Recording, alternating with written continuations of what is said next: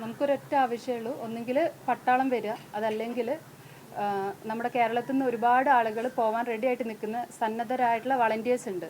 അവർക്ക് ഒരുപാട് എക്യുപ്മെൻറ്റ്സ് നൽകാനുള്ള ടീംസ് ഉണ്ട്. അവരൊക്കെ റെഡിയാണ്. അതിനുള്ളൊരു പെർമിഷൻ അവിടുത്തെ സർക്കാരിൽ നിന്നും ലഭിക്കുക. ഇതിലേതെങ്കിലും ഒരു കാര്യം നമുക്ക് കിട്ടണം. എത്രയും പെട്ടെന്ന് അർജുനെ എടുക്കുക. അത് അവനെ കണ്ടു കിട്ടുന്നവരെ ഇനി റെസ്ക്യൂ നിർത്തിവെക്കാൻ പാടില്ല.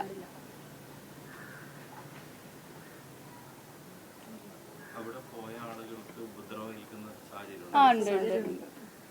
അതിപ്പം ട്രിവാൻഡ്രത്ത് നിന്ന് ഒരാൾ ഇപ്പം സ്വന്തം റിസ്കിൽ അങ്ങോട്ട് പോയി എന്ന് പറഞ്ഞിട്ടുണ്ടല്ലോ. പുള്ളീനെയും കൊണ്ട് അങ്ങോട്ട് പോകുമ്പോഴാണ് ഇവർ തടഞ്ഞു വെക്കുന്നത്. ആൾക്ക് എന്ത് ലൈസൻസാണ് ഉള്ളത്, ഇതിനുള്ള അപ്പം ആ ഒരു ടോക്കിൻ്റെ ഇടയിലാണ് അവിടുത്തെ ഒരു ഉന്നത പോലീസ് ഉദ്യോഗസ്ഥൻ വന്നിട്ട് അവരുടെ ഒരു ആളെ മർദ്ദിക്കുന്നത്, നമ്മുടെ ഒരു ഉടമേനെ മർദ്ദിക്കുന്നത്. അവർക്കിപ്പം ഭയങ്കര പേടിയുണ്ട്. അവിടെ എന്തൊക്കെയോ അവരുടെ ഡിലേ ഇപ്പം പബ്ലിക് അറിഞ്ഞു പോകുന്നതിൻ്റെ ഒരു ദേഷ്യം കൂടി അവർക്ക് ഇപ്പോൾ ഉള്ളിലുണ്ട്. അപ്പം നമുക്ക് ഭയങ്കര ബുദ്ധിമുട്ടുണ്ട്. നമ്മുടെ ആളുകൾ അവിടെ ഉണ്ട്, അവർ സേഫ് ആണെന്നൊന്നും നമുക്കറിയില്ല. എത്രയും പെട്ടെന്ന് അവിടെ നിന്ന് രക്ഷപ്പെട്ട് വന്നാൽ മതി, അത്രയേ ഉള്ളൂ. അതിന് വേണ്ട കാര്യങ്ങൾ എല്ലാവരെയും സപ്പോർട്ടോടു കൂടി നമുക്ക് കിട്ടണം.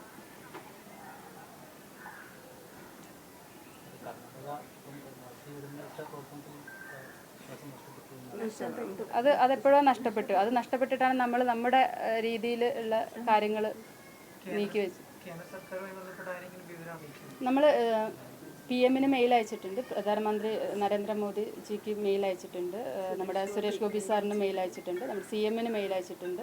എല്ലാവരും നമ്മൾ ഈ ഒരു ആർമിയുടെ ആവശ്യം പറഞ്ഞിട്ട് മെയിൽ അയച്ചിട്ടുണ്ട്. പ്രതികരണം ഇപ്പോൾ നമ്മുടെ മോഹന മാസ്റ്റർ വന്നിട്ടുണ്ടായിരുന്നു. അപ്പം CM-ൻ്റെ മെയിലൊക്കെ അവർ കണ്ടു എന്ന് പറഞ്ഞു. അവർക്ക് കിട്ടിയ ഇൻഫോർമേഷൻ കണ്ടിട്ടുണ്ട്, അതിൻ്റെ വേണ്ട കാര്യങ്ങൾ അവർ ചെയ്യുന്നുണ്ടെന്ന് പറഞ്ഞു.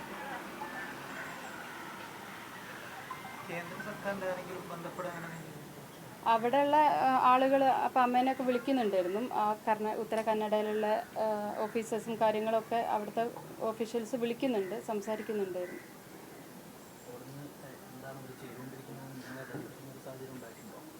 ആദ്യമൊന്നും ഹസ്ബൻഡിന് കയറ്റിയില്ലായിരുന്നു. പിന്നെ നമ്മുടെ ഇവിടുത്തെ ഇടപെടൽ കാരണം 2 പേരെ അവിടേക്ക് കയറ്റിയിട്ടുണ്ട്.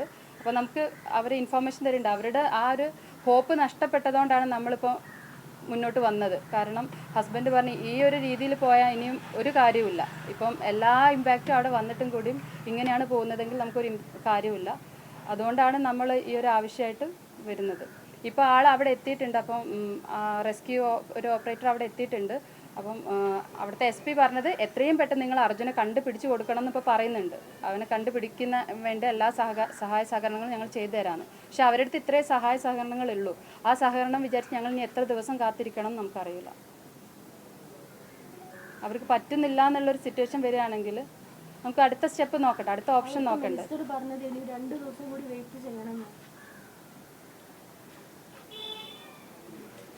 1-2 ദിവസം കൂടെ അയാൾക്ക് ഒരു ഇതുമില്ല, ഒരു ഹ്യൂമൻ വാല്യൂ കൊടുക്കാത്ത രീതിയിലുള്ളൊരു സംസാരമാണ്. 1-2 ദിവസം കൂടി നമുക്ക് ഇനിയും വെയിറ്റ് ചെയ്യാം. നമുക്ക് ഓക്കെ അവനെ കിട്ടുമോ ഇല്ലയോ അത് നമുക്കറിയില്ല. ഈ ഒരു അവസ്ഥയിൽ ഇപ്പോൾ നമുക്ക് എല്ലാം നഷ്ടപ്പെടും. ഇനി ഇങ്ങനെ ഒരു സിറ്റുവേഷൻ നമുക്ക് ഒരാൾക്കും വരാൻ പാടില്ല. നമ്മളൊരു സിസ്റ്റം ഉണ്ട്, നമ്മൾ ഇന്ത്യ ഗവൺമെൻറ്, നമ്മൾ ഓരോ സ്റ്റേറ്റ് ഗവൺമെൻറ്, അവിടെ ഒരു സിസ്റ്റം ഉണ്ട്. ആ സിസ്റ്റത്തിലുള്ള വിശ്വാസം നമുക്ക് എല്ലാവർക്കും നഷ്ടപ്പെടുകയാണ്. ഒരു ഇൻസിഡൻറ്റ് ഉണ്ടായി, ഇത്രയും മാസീവ് ലാൻഡ് സ്ലൈഡ് ഉണ്ടായി അവിടെ. ഇത്ര ദിവസമായി 5 ദിവസമായിട്ടും അതിനൊരു ഇപ്പോഴും അവിടെ ഇനിയും കിട്ടാനുണ്ട്. അത് മിലിറ്ററിൻ്റെ ആവശ്യമല്ല, അതൊക്കെയാണ് ഇപ്പോൾ വന്നിട്ട് അങ്ങനെ പറഞ്ഞു പോയത്. മിലിറ്ററിൻ്റെ ആവശ്യം ഒന്നും ഇവിടെ തോന്നുന്നില്ല എന്ന്. ഈ 5 ദിവസമായിട്ട് അപ്പം എന്തുകൊണ്ട് ഇവർക്ക് ചെയ്ത് തീർക്കാൻ പറ്റിയില്ല? അവരിപ്പോൾ അവിടുത്തെ പോലീസ് സ്റ്റേഷൻ എന്നൊക്കെ പറയുന്ന അവർ അറിഞ്ഞിട്ടില്ല, നമ്മൾ കംപ്ലയിൻറ്റ് രജിസ്റ്റർ ചെയ്തിട്ടില്ല എന്നാണ്. നമ്മൾ അന്നത്തെ ആ രാത്രി തന്നെ അവനെ കിട്ടാതെ ആയ സമയത്ത് തന്നെ എൻ്റെ സിസ്റ്റർ വിളിച്ചിട്ട് അവിടുത്തെ പോലീസ് സ്റ്റേഷനിൽ വിളിച്ച് സംസാരിച്ചപ്പോൾ അവരിങ്ങോട്ട് ചോദിച്ചു, അർജുൻ അല്ലേ, അർജുൻ്റെ മിസ്സിങ് ഇവിടെ റിപ്പോർട്ട് ചെയ്തിട്ടുണ്ട്. ഇവിടെ ഉച്ചയ്ക്ക് നമുക്ക് ഓണേഴ്സ് അവരെ GPS-ൻ്റെ എന്തോ കാര്യം പറഞ്ഞിട്ട് അവർ ഒരു മിസ്സിങ് രജിസ്റ്റർ ചെയ്തിട്ടുണ്ട്, അവർ ഇൻഫോം ചെയ്തിട്ടുണ്ട്. നമ്മൾ ഒരു ഫോട്ടോ ചോദിച്ച് രാത്രി ഫോട്ടോയും അയച്ചു കൊടുത്ത ആ കാര്യങ്ങളൊക്കെ നമ്മുടെ ഫോണിലുണ്ട്.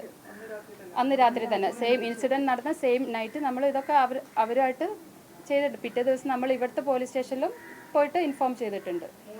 പിറ്റേ ദിവസം ഹസ്ബൻഡ് അന്ന് രാത്രി തന്നെ ഇവിടുന്ന് പുറപ്പെട്ട ആളുകൾ പിറ്റേ ദിവസം അവിടെ പോയിട്ട് 2 തവണ ഉച്ചയ്ക്കും വൈകിട്ടൊക്കെ അവിടുത്തെ പോലീസ് സ്റ്റേഷനിൽ കയറി ഇറങ്ങിയിട്ടുണ്ട് ഈ കാര്യം പറഞ്ഞിട്ട്. പക്ഷെ അപ്പോഴൊന്നും എടുത്തിട്ടില്ല. ഇന്നലെ രാത്രിയാണ് അവർ FIR രജിസ്റ്റർ ചെയ്യുന്നത്. അപ്പോൾ അത്രയും വീഴ്ച അവിടെ സംഭവിച്ചിട്ടുണ്ട്.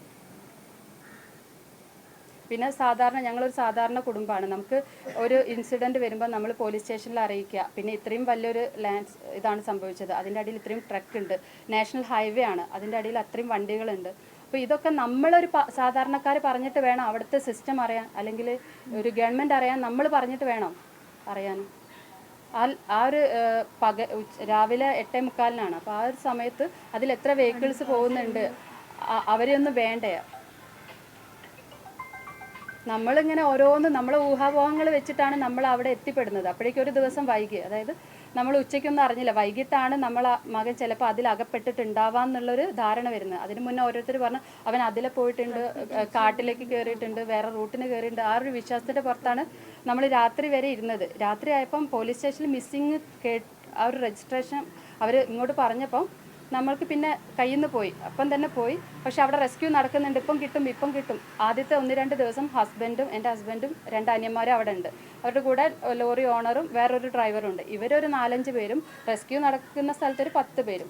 ഈ ഒരു 10-15 പേരല്ലാതെ ഇത്രയും ഒരു ഇൻസിഡൻറ്റ് നടന്ന സ്ഥലത്ത് അധികം അവർ അയച്ചിരുന്ന വീഡിയോസിലൊന്നും ചില സമയത്ത് ആളുകളെ അല്ല. അപ്പം നമുക്ക് അവരുടെ അതിലുള്ള വിശ്വാസം നഷ്ടപ്പെട്ടതിന് ശേഷമാണ് നമ്മൾ അവരെ വിശ്വസിച്ച് പോയി. 1-2 ദിവസം കൊണ്ട് നമ്മൾ കണ്ടുപിടിക്കുന്നുള്ളൊരു വിശ്വാസം. പിന്നെ നമ്മളും വിചാരിക്കുന്നില്ല അവൻ അവിടെ ഉണ്ടാവരുത്, മറ്റ് വഴിക്ക് കൂടെ അവൻ രക്ഷപ്പെടണേ എന്നുള്ള ലാസ്റ്റ് പോസിബിലിറ്റിയാണ്. നമ്മൾ കാട്ട് കയറാന്ന് പറഞ്ഞിട്ടാണ് ഇവർ പോകുന്നത്. പക്ഷെ അവിടെ കുറച്ചുകൂടി നീക്കാനുള്ളൂ എന്ന് അവിടെയുള്ള അതോറിറ്റീസ് അവരെ പറഞ്ഞ് കബളിപ്പിക്കുകയാണ്. ഇതാ കുറച്ചും കൂടി നീക്കാണ്ട്, ഇനി ഇച്ചിരി മീറ്ററും കൂടിയേ ഉള്ളൂ. അവരങ്ങോട്ട് കയറ്റുന്നുമില്ല, ആ ഒരു സ്ഥലത്തേക്ക് അങ്ങനെ വിടുന്നുമില്ല. അവരെപ്പോഴും ആ വണ്ടിയിൽ ഇരുന്നിട്ട് അവരൊരു ഭാഗത്ത് നിൽക്കുമ്പോൾ ചില സ്ഥലത്തൊക്കെ കടന്നു വീഴുന്നുണ്ട്. എന്നിട്ട് അവർ റൂട്ട് മാറ്റി ഇങ്ങനെ അവിടെ തന്നെ നിൽക്കുകയാണ്. 5 ദിവസമായി ഇത് തുടങ്ങിയിട്ട്. ഇനി നമുക്ക് ആരും കാത്തു നിൽക്കാനില്ല. ഒരാളെ മിസ്സിങ് പറഞ്ഞിട്ട് അതിൻ്റെ ഉള്ളിൽ നിന്ന് വേറെ ട്രക്കുകളും വണ്ടികളും അതിൽ ബോഡികളും ഒക്കെ കിട്ടിയിട്ടുണ്ട്. അതും കൂടെ പുറത്തു വരണം.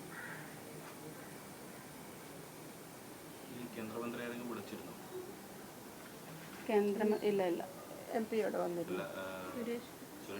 സാറ് വിളിച്ചിട്ടുണ്ട്, ഇന്നലെ വിളിച്ചിട്ടുണ്ടായിരുന്നു.